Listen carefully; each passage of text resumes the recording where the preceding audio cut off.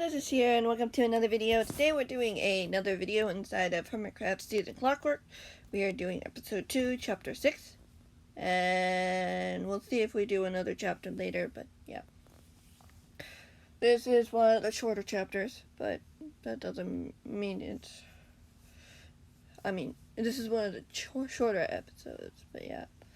Like, some are longer than others. It just depends on how I feel story should flow and all that stuff. Yeah.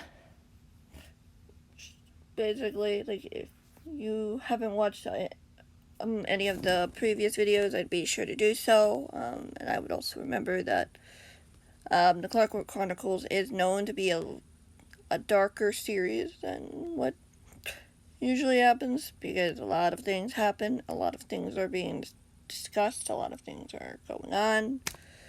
And yeah, I mean, there are playlists of the whole series and the short stories I've done and all that stuff, if you want to look at that.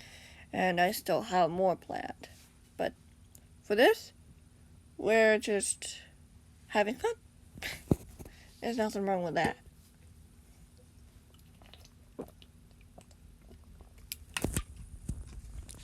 Grian followed Liam into the clearing, gazing up at the 3-story building before him, marveled by its simplicity and power it seemed to promote, even in the dim light of the darkness.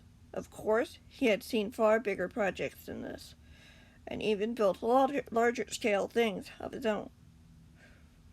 But he knew, just by the structure of the sturdy building, that it was meant to be a safe place. It demanded attention in the most subtle of ways, whether through the foundation, the frame, or through the simple decor on each of the windows. Many of them were open, letting in the fresh autumn breeze. This was one of the first things he'd seen made by someone who wasn't a hermit or someone he knew. Admit, he wasn't pretty impressed by the handiwork. Even the vast space he could see was something he couldn't help but marvel at. "Come on, Grian. It's better if we talk about this inside," Liam said matter-of-factly, directing the YouTuber's attention back to him. Grian found that they were at a door, the boy having opened it and stepped aside. "What exactly are we talking about?" Grian asked with uncertainty. Liam shrugged casually as he gestured again. The YouTuber followed his orders and stepped inside the building, being met with a hallway that stretched all the way down to a flight of stairs. "I think the guest rooms will probably do fine for now." "For now?" Grian asked, raising an eyebrow. "Well, this is only temporary, I suppose," Liam admitted. "I don't think it's very safe to have too many YouTubers at a school full of children, knowing what Mr. A's men are like." "Yeah, I guess that's true," Grian sighed. "This place looks nice, at least." "I can agree with that," the boy replied cheerfully. "Follow me. The rooms are on the 3rd floor, so it's a communicator, which we can use if need be. I have a feeling we will need it," Grian admitted quietly. The boy didn't respond, walking down the hallway as the YouTuber followed. The area seemed empty, but it was definitely not quiet. You could hear voices in other rooms. Some you could almost recognize, but wasn't sure if he was just imagining things. He was curious about what the boy had said. So, were there more YouTubers around here? What were their purpose of being here? Who were they? He wasn't sure, but he knew the boy didn't seem to want to discuss the topic any further, which he didn't blame him for. Liam was only doing his job, and no doubt there were probably things he wasn't allowed to mention in public. It's probably why he was so hasty to get him somewhere private, too, though he wasn't sure why. Surely the cause made places like these for people like him, right? At least that was what... to help people like him, right? At least that was what he'd been told. He followed the boy up the stairs, trying to push away the questions swarming his mind. He didn't have the time to ponder about the mysteries of this place and the cause. He had friends he needed to think about. His friends needed help, and he had and had depended on him to get it. He couldn't let them down. What about the men? No. He couldn't let... What? Was he already too late? What if he had failed in rescuing his friends from whatever danger they were in?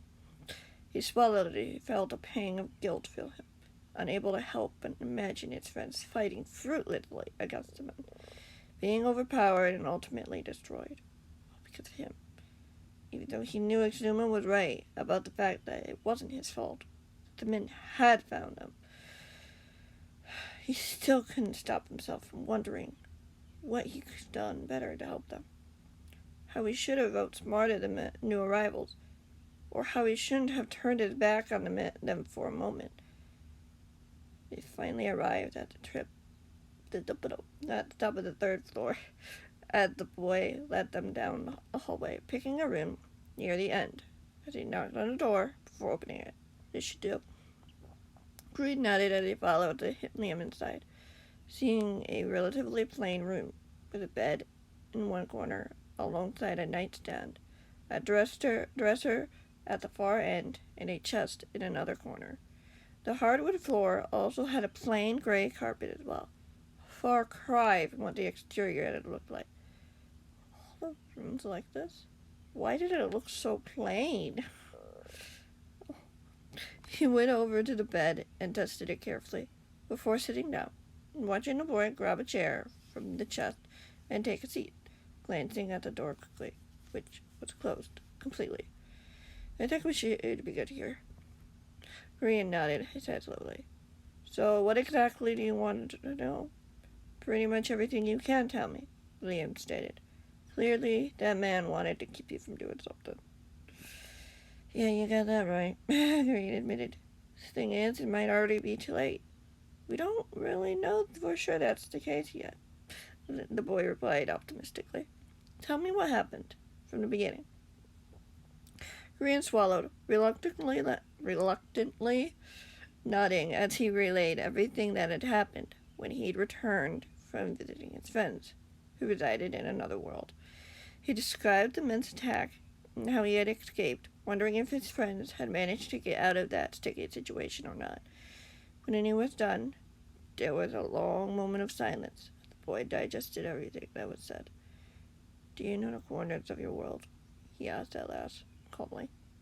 There was a cool edge, as if he'd done this thing before. Probably because he has. Yeah, Grian said, noting that that was probably one of the best things for him to remember. He told the boy, who nodded again. So what are you going to do with that information? I plan on talking to my aunt and seeing if we can get a party over there to help out, Liam replied. I can do that now if you want. The YouTuber nodded as he watched the boy stand up and head for the door, hesitating as he turned back to face him. Try not to get yourself down after everything. You did the best you could with what you had. How do you know if I was doing that? Grian asked, surprised. I have my ways, the boy replied with a wink. I should be back shortly. If you need anything, I'll be in one of the rooms in the other hall. Okay, Grian replied, hopefully, as the boy closed the door behind him, looking down at the floor quietly. He knew the boy was right. He'd done everything he could have done to help his friends. He'd made a run for the portal in the hopes of finding someone who could help. And he had done that. He also had left his friends behind, leaving them alone to fend for themselves, not knowing if he'd gotten the help that they desperately needed. He himself did not know if they were okay or if he had gotten help far too late. He pushed that thought aside as he stood up from the bed and walked to the window, looking out into the meadow below, watching as some men in camouflage walked around the area, guarding the area with fierce determination. He was still exhausted, though.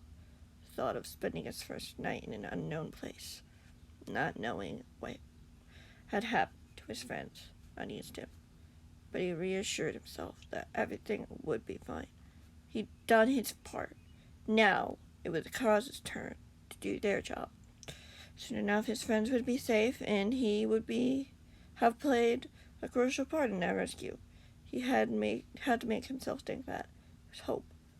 Hope he needed to believe was still possible, even though Mr. A's men, even with Mr. A's men, it also appeared uncertain. Everything about this situation was unknown. Still, you have to hope.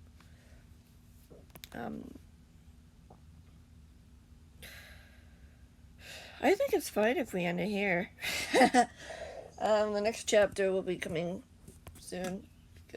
I don't want to go on for too long. It's just better if I do it sporadically. But yeah. This is episode 2, chapter 6, complete. Be sure to leave any thoughts, questions, theories in the comments below if you want to. There is no obligation to. And I will see you in the next one, whenever that might be. Goodbye.